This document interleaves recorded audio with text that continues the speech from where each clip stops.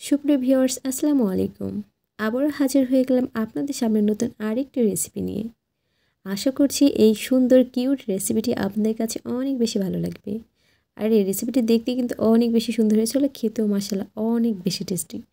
তো যাই হোক, এই সহজ এবং সুন্দর রেসিপিটি কিন্তু বানানো একদমই সহজ। দেখতে ঝামেলা হলেও কিন্তু খেতে ছিল মাশাআল্লাহ, আর বানানোও ছিল একদম তুড়ি দিয়ে বানানোর মতো। যাই হোক, এই রেসিপিটি তৈরি করার জন্য আমার ফার্স্টে লাগবে কিছু আলু। আমি 250 গ্রামের আলু সিদ্ধ করে নিয়েছি, তারপর এটা হাত দিয়ে ম্যাশ করে নিয়েছি। আপনারা চাইলে গ্রেটার দিয়ে এটা গ্রেট করে নিতে পারবেন। দেন আমার লাগবে হচ্ছে ধনিয়া পাতা কুচি, লাগবে পেঁয়াজ কুচি আর কাঁচামরিচ কুচি। আমি দিয়ে নিলাম সেই সমস্ত ইনগ্রেডিয়েন্টস।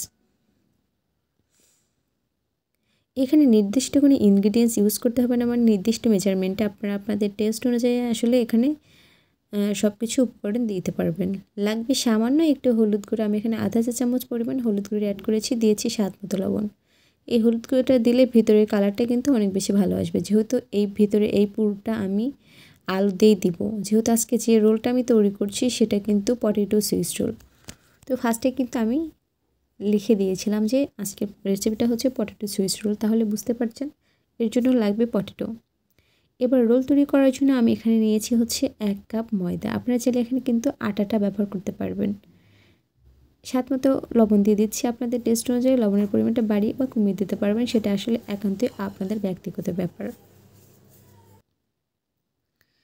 আমি এখানে অ্যাড করেছি হচ্ছে 2 টেবিল চামচ পরিমাণ ঘি। আপনারা চাইলে কিন্তু এখানে ঘির পরিবর্তে তেলটা প্লাস বাটারও ইউজ করতে পারবেন। এবার হাতে খুব ভালোভাবে এই ঘিটা এই ময়দার সাথে মিশিয়ে নিচ্ছি। এবার অল্প অল্প করে পানি অ্যাড করে একটা খামির বানিয়ে নেব। মোটামুটি আমরা রুটি বানিয়ে নিই, যে খামির বা ডো বানিয়ে নিই রুটি বানানোর জন্য, ঠিক সেম প্রসেসে সেম খামিরটা বানিয়ে নিলেই হবে। এখানে এক্সট্রা আসলে কোনো কিছুই নেই। আপনি জাস্ট একটু রুটি বানানোর যে খামির তৈরি হয় বা ডো তৈরি হয় সেটা বানিয়ে নেবেন। বাই দ্য ওয়ে, আপনারা দেখছেন এসএস কুকস কর্নার ভিডিওর সাথে আছি আমি জান্নাতুন নাইম। আমার রেসিপিগুলো যদি আপনাদের কাছে একটু ভালো লেগে থাকে তাহলে অবশ্যই সাবস্ক্রাইব করে আমার চ্যানেলের পাশে থাকবেন।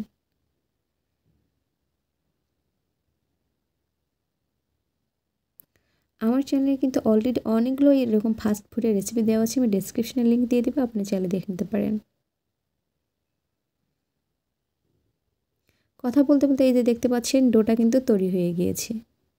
এখন এই ডোটা আমি 10 মিনিটের জন্য রেস্টে রেখে দিয়েছিলাম। 10 মিনিট পর এখান থেকে আমি ছোট ছোট করে লেচি কেটে নিচ্ছি। তবে আপনারা যদি এখানে সামান্য কুসুম গরম পানি অ্যাড করে এই ডোটা তৈরি করেন তাহলে কিন্তু এটা রেস্টে রাখার প্রয়োজন নেই, এটা এমনি থেকে সফট হবে। যেহেতু আজকে আমি এটা নর্মাল পানি দিয়ে তৈরি করেছি, এই জন্য কিন্তু 10 মিনিটের জন্য রেস্টে রেখেছিলাম। এবার এখান থেকে একটা একটা করে ছোট ছোট বল নিয়ে আমি রুটি বানিয়ে নিব। আসলে রুটির সাইজটা কতটা বড় হবে সেটা আপনাদের উপর ডিপেন্ড করে। এখানে ছোট বড় মাঝারি যে কোনো সাইজে আপনি রুটি বানিয়ে নিতে পারবেন। রুটিটা বানিয়ে নিয়েছি, দেন এই যে দেখতে পাচ্ছেন আমি চারপাশ দিয়ে যে অতিরিক্ত একটু এবড়ো থেবড়ো অংশ আছে সেটা কেটে আমি এটা চারকোনা বানিয়ে নিচ্ছি বা চতুর্ভুজের মতো বানিয়ে নিচ্ছি। এরপর যে আমি আলুর পুরটা তৈরি করে রেখেছিলাম সেটা দিয়ে দিলাম। এবারে হাত দিয়ে একটু ট্যাপ করে করে এটা আমি বিছিয়ে নিচ্ছি। এটা আসলে অর্ধেকটা পরিমাণ করে নিতে হবে।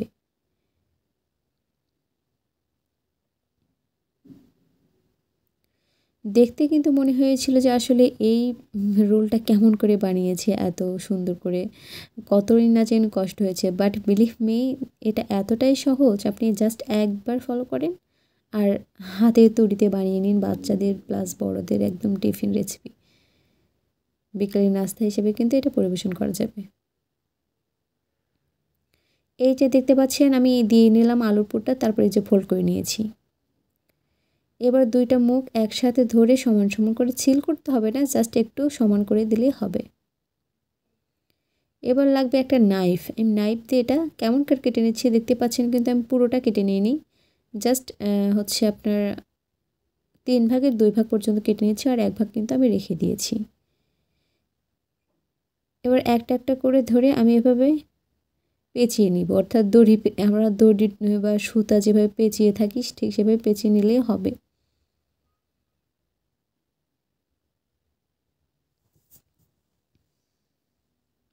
যদি আজকের এই রেসিপিটি আপনাদের কাছে ভালো লেগে থাকে তাহলে অবশ্যই আমার চ্যানেলের পাশেই থাকবেন আর কমেন্টস করে জানিয়ে যাবেন আপনার মূল্যবান মতামত।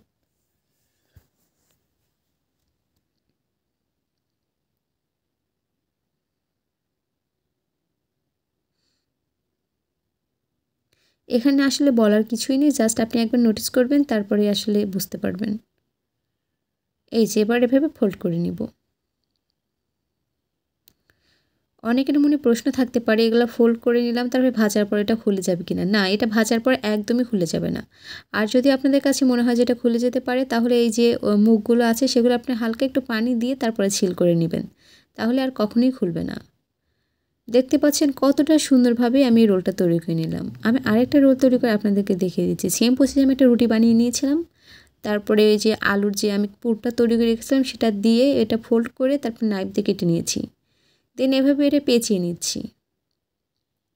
এই পেঁচানোর কাজটা কিন্তু একদমই সোজা। এই যে দেখেন, এটা ধরে জাস্ট একটু এপাশ ওপাশ করে নিলে কিন্তু এটা একদম রশির মতো হয়ে যাবে।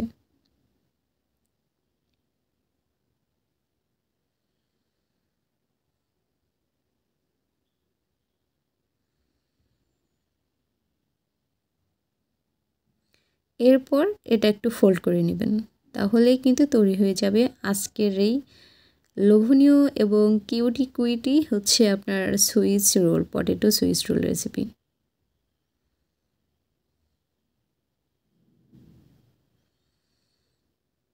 এভাবে একটু দুই পাশ থেকে চাপ দিয়ে নেবেন, তাহলে এটা আরও বেশি সুন্দর দেখাবে। যেহেতু এটা ছড়িয়ে ছিটিয়ে আছে, তার মানে একটু এবড়ে থুবড়ে লাগছিল, এই জন্য এটা দুই পাশ থেকে চাপ দিবেন, লম্বা লম্বা করে দুই পাশ থেকে চাপ দিলে কিন্তু এটা একটু এই যে দেখেন কতটা সুন্দর হয়েছে। আমার কাছে তো এটা দেখতেই বেশি ভালো লাগছিল। আমার মনে হচ্ছিল যেটা আমি না ভাজে আসলে রেখে দিই এভাবেই। তো যাই হোক, আমি এভাবে যে কয়টা বানানোর দরকার ছিল সে কয়টা বানিয়ে নিয়েছি। এরপর আমি এটা ফ্রাই করে নেব। ফ্রাই করার জন্য চুলে একটা প্যান বসিয়ে তারপরে এর মধ্যে আমি দিয়েছি হচ্ছে তেল। রান্নার রেগুলার যে তেল ইউজ করি আমরা, সেই তেলটা এখানে দিয়েছি। এবার চুলার আঁচটা মিডিয়ামে রেখে এই রোলগুলো ভেজে নিতে হবে।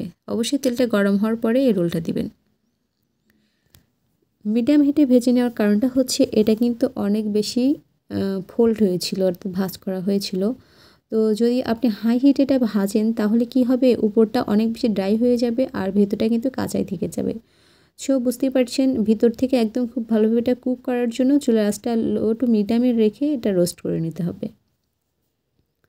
এই রোলগুলো ভেজে নিতে আমার সময় লেগেছিল 12 থেকে 13 মিনিটের মতো। তাহলে বুঝতে পারছেন কতটা স্লোলি বা কতটা স্লো হিটে আমি রোলগুলো হচ্ছে রোস্ট করে নিয়েছিলাম।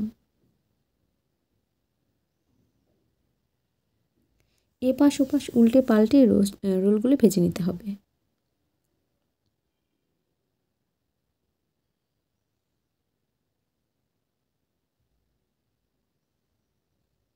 যখন আপনি বুঝতে পারবেন যে এই হচ্ছে রোলগুলো ভিতর থেকে খুব ভালোভাবে কুক হয়ে গিয়েছে আর উপরটা কিন্তু খুব সুন্দর কালার চলে এসেছে, ঠিক সেই পর্যায়ে আপনি এটা উঠিয়ে নিতে পারবেন। আমি বুঝতে পারছি যে আসলে এটা আমার খুব ভালোভাবে কুক হয়ে গিয়েছে এবং ভেতর থেকেও এটা রোস্ট হয়ে গিয়েছে, সেই জন্য আমি এটা উঠিয়ে নিলাম। আমি আজকে 3টা রোলই কিন্তু বানিয়ে নিয়েছিলাম। এর থেকে বেশি বানানোর কারণে আমার পরিবারের লোক সংখ্যা মাত্র আমরা 3 জন। তো যাই হোক, তারপর আমি দিয়ে দিচ্ছি হচ্ছে টমেটো সসেস। আপনি টমেটো সস দিয়ে এটা কিন্তু পরিবেশন করতে পারবেন। এটা খেতে এতটাই বেশি ভালো লেগেছিল, আসলে আপনাদেরকে কি বলবো। সাথে যদি থাকে এমন টমেটো সস, তাহলে তার কোনো কথাই নেই। তো আজকের মতো এ পর্যন্ত। সবাই অনেক বেশি ভালো থাকবেন, সুস্থ থাকবেন। আবারও দেখা হবে আপনাদের সাথে নতুন কোনো ইউনিক ভিডিও নিয়ে। আল্লাহ হাফিজ।